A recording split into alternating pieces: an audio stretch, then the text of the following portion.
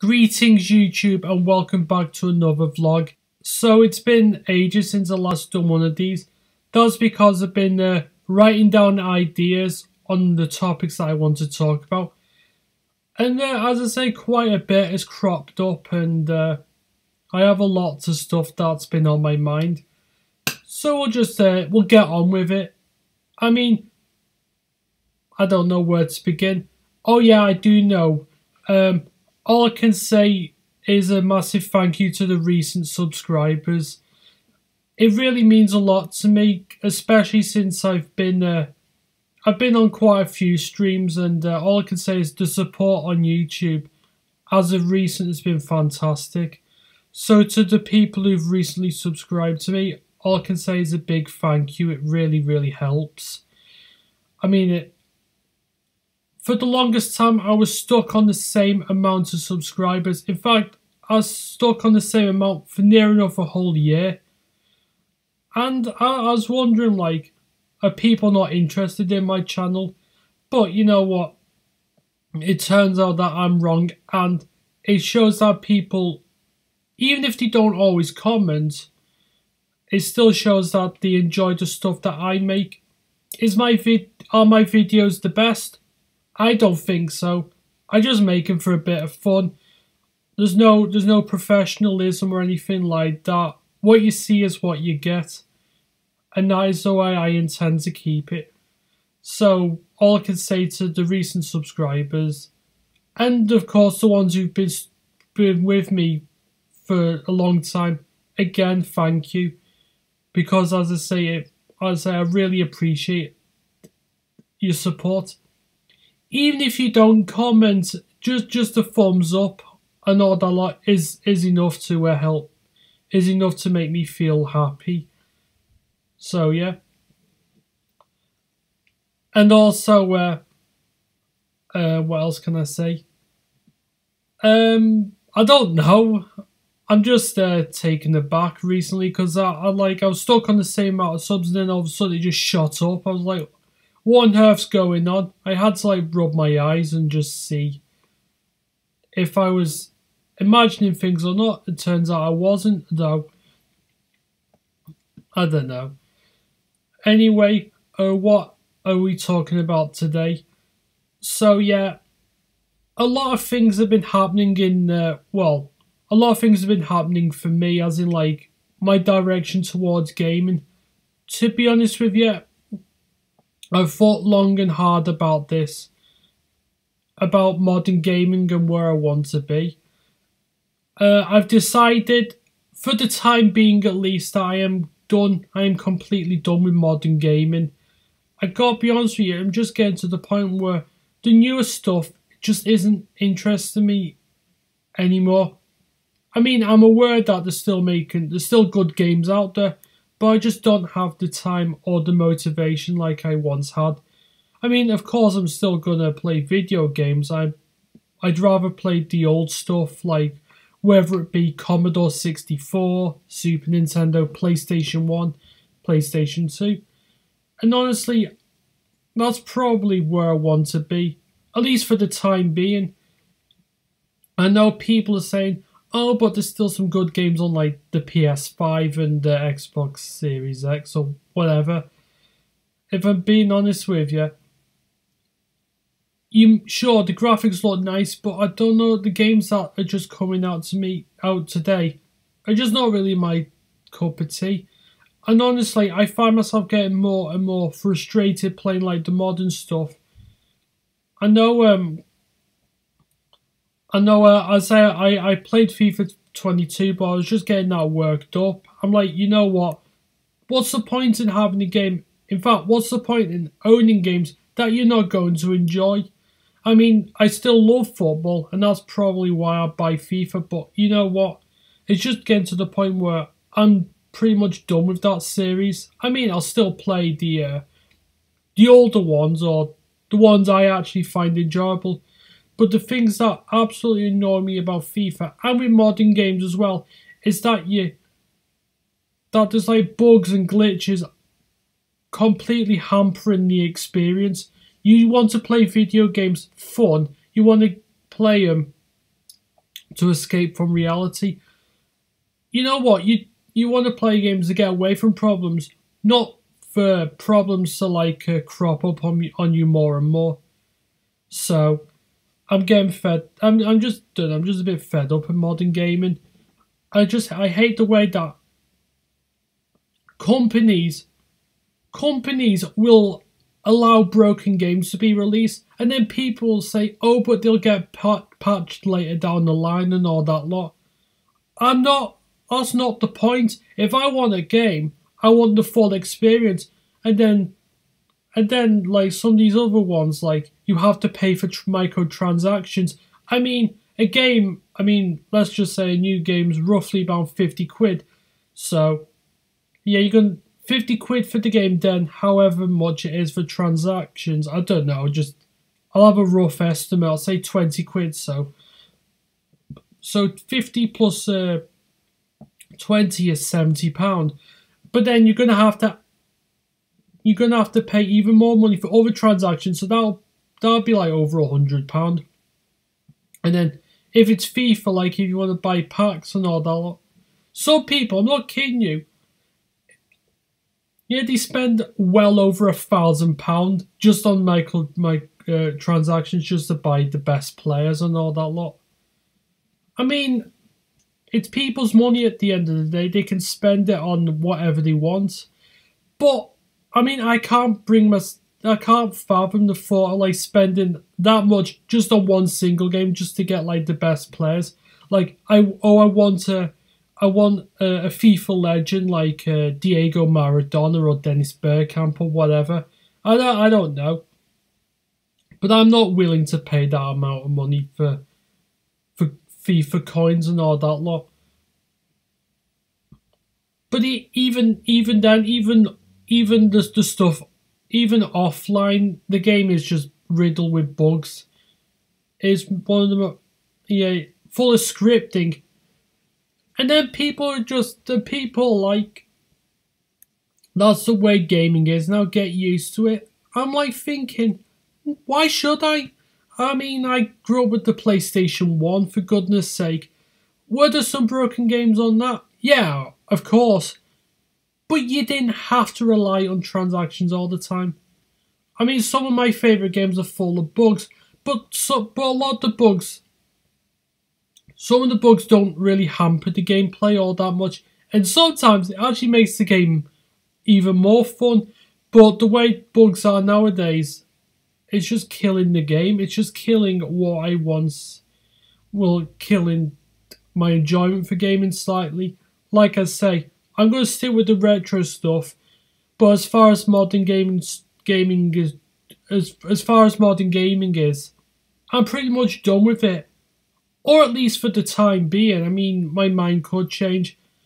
But as I say, I'm sick and tired of I'm sick and tired of like games needing patches and like companies and developers expecting you to pay, well, to fork out even more cash.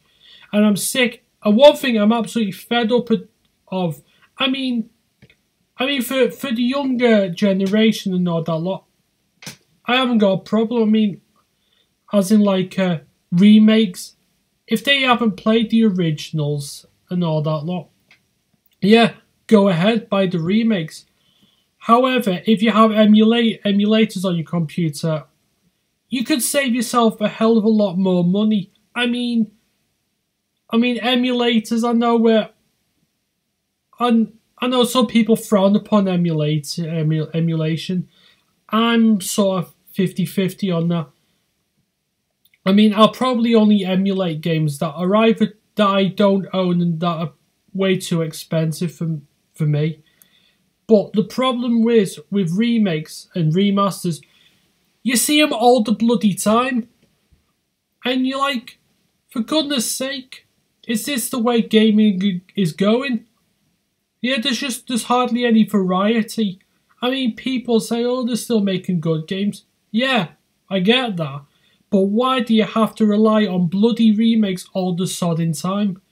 It's absolutely bonkers. And there's people fucking cumming themselves over a bloody remake. And guess what? One person one person I know, they were getting excited over a remaster of Klonoa, but guess what? Klonoa was already remastered for the Nintendo Wii in like 2008. So a game from 1997 or 98, depending where you live. It got remastered 11 years later. This getting remastered again. Goodness sake. It's like bloody Nintendo. Oh yeah, we'll just make a HD version of, I don't know, Skyward Sword, for example. For goodness sake. Have some variety. And yeah, it's not your fault that if you buy them games, but I honestly think it's pointless. If you already own the original, in my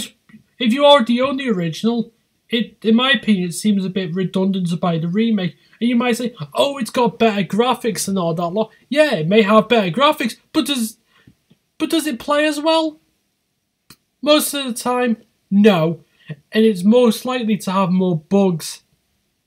And that's it. People, I don't know, people are just accepting mediocre games at best. They're accepting mediocrity. I'm sorry. If I pay a lot of money for a game, I expect the game to be at least playable. I mean, I expect the game to be good and have loads of fun with. Yeah. You don't accept mediocrity. You don't. Like, I wouldn't accept mediocrity from my football club Liverpool because you know of how successful we are, even though we went through a crap period under Roy Hodgson and Kenny Dalglish's second spell. But you know what? You want your club. You want your club to at least try. You want your club to be either at the very best, or at least give the other competition a tough test. And that's kind of like what I want with games, really. I mean, I don't expect perfection, but what I expect is at least a bloody good effort. That's all I want. I want games that are actually enjoyable, not games that are just subpar. And yet, as I say, they're accepting mediocre games and then calling them good. I mean, everyone is entitled to their own opinion, I get that, but for goodness sake, absolutely winds me up how people will just they'll allow average games. I mean, yeah, again, they made some crap games years ago as well. I'm not gonna deny that, but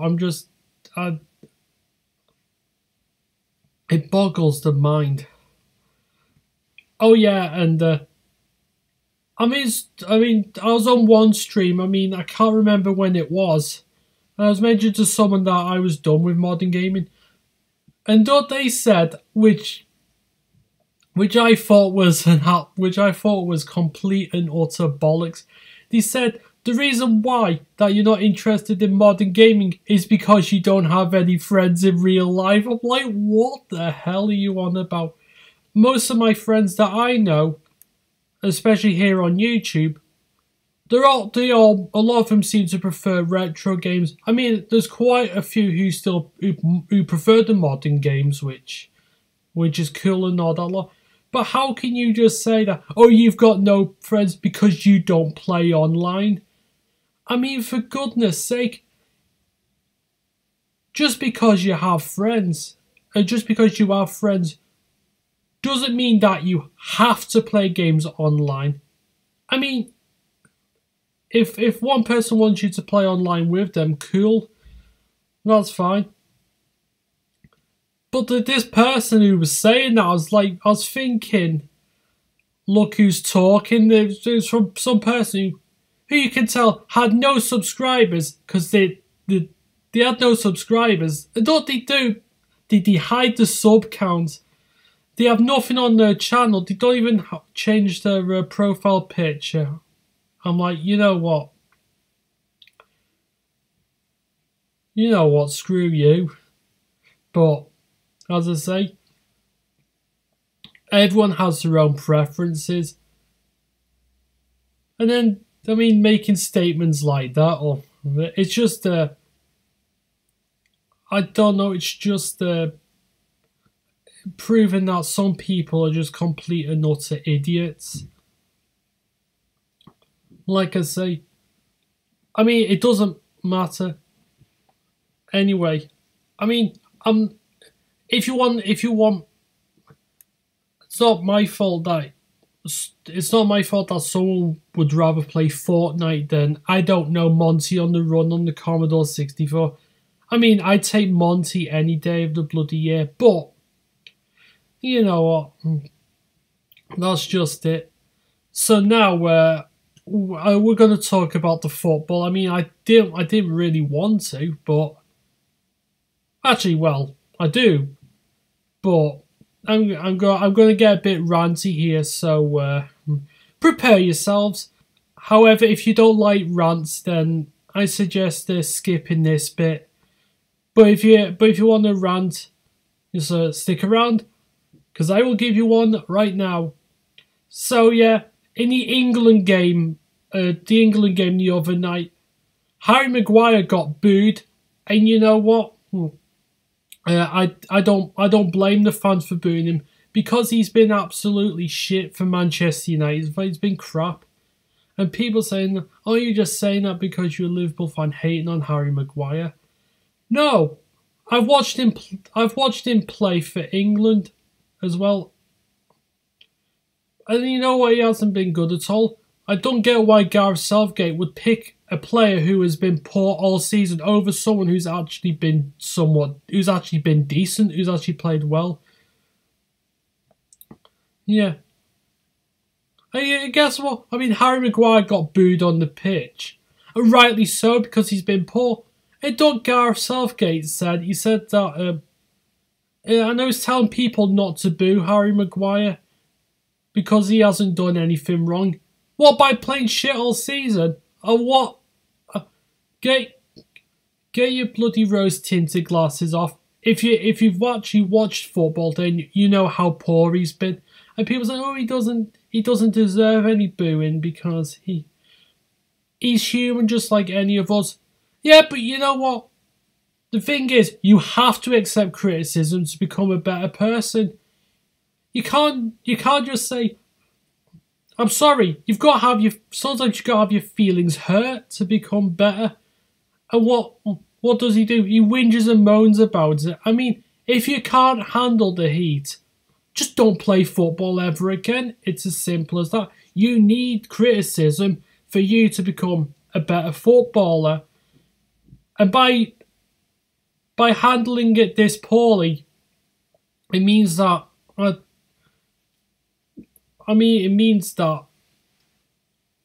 you're pathetic. I mean, I understand that people have problems like with mental health and all that lot. But if you're a professional, what you have to do is put those problems aside. Put those problems aside and do your job. You're a professional after all. But now we haven't got. It's like there's not allowed professionals. I mean, I'll tell you what happened. I mean, we'll bring up the 1958 Munich plane crash. Yeah, what happened? I mean, that's one of the saddest tragedies of all time. But yeah, some of those players, even though they were, what happened to them left them completely destroyed. Yeah, they had to play through the pain. They had to. I mean, it wasn't easy, but they did it. And 10 years later, of course, United would go on to win the European Cup. Yeah, they had to play through the pain. It wasn't easy. And that's it. But nowadays, if they get their feelings hurt, "Oh, I need to take a few days off." Nowadays, they'll just allow it to happen. I mean, for goodness sake, if if a Manchester United team from 1958 can cope with something more severe, why can't players of today do the same, even though it's something much minor? Oh, I feel down. I know I heard about that with Jesse Lingard. Like, oh, if you feel down, oh yeah, we'll just take a few days off, oh, you'll be fine. No, would Alex Ferguson allow that? No. In fact, if anything, Alex Ferguson would have told Lingard to fuck off out the club because he's absolutely shit. Seriously, he would. I mean, West Ham could have signed him, but United will just hold on to him. What's the point in keeping footballers who are not going to play for your club? And when they do play, they're absolutely dog shit. I'm sorry. If you're playing for your football club, go on, show heart, show passion. You're there after all. If you're only there for the money, just go and get another job. Honestly, go and get another job. If your heart is not in it, get out the game. But no. Or just play football because I just want extra dough. No. I mean, I get that. The Premier League player, yeah, they get paid shitloads of money. I mean, sometimes you get paid too much, especially for some players who have just as much talent. I don't know, who has just as much talent as Thomas the Tank Engine moving on his own. You know it's going to end in disaster, right? So yeah, but nowadays we are players. They've just become so fragile. I mean, again. In 1950, again, United obviously they lost a lot of they lost a lot of great players in that plane crash. They had to play through the pain, and again, it was very difficult for them. But nowadays, if they get the feelings hurt because someone disagrees with them, or that they throw the toys out the pram and then refuse to play. Grow up, accept criticism. Become a better person and concentrate. But as I say, if it's too much, just get out of the game. It's not that hard, is it? Retire, or at least resign. Take a break. As you know, not take a break, because it'd be like it's too late. The damage has been done. Just retire or just do something else. Like, I remember a former Tottenham player called Arsu Akoto. He retired from football, not because he was feeling down or anything, but he felt like his heart just wasn't in the game anymore.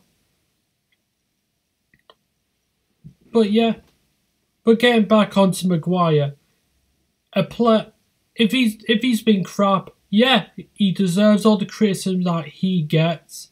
And I don't care if people saying, oh, he's only human after all. Yeah, but if I make a mistake, if I try my best to rectify the situation, not keep on making the same mistake over and over again.